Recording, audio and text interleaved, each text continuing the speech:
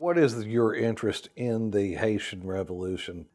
Well, my interest has always been to understand the roots of the revolution. So there's been a lot of amazing scholarship about the revolution itself, about Toussaint Louverture and his rise to power as this,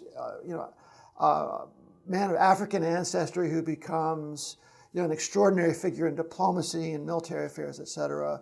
So there's been a lot written about that, but we have for a long time not really understood what the enslaved people who made up the masses of the revolution, what they were really aiming for. Mm-hmm. French colonists, of course, had every interest in portraying them as kind of bloodthirsty savages. Mm-hmm.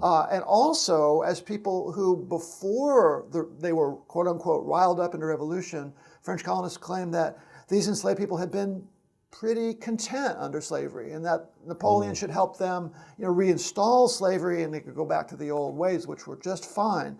And in the last 20 years or so, we've come to understand that that was not true, but no one's ever really told the story of the enslaved people who came together on the night of August 22nd, 1791, and launched this incredible event. And I, for a long time, like most of my colleagues, assumed that the lives of those people were just not going to be accessible to us.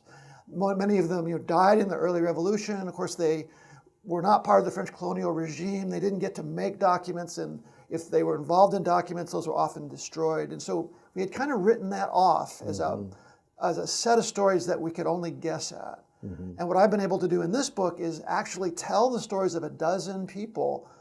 And those are stories that start 30 and 40 years before the revolution, and I trace them right up to the events of August 22nd.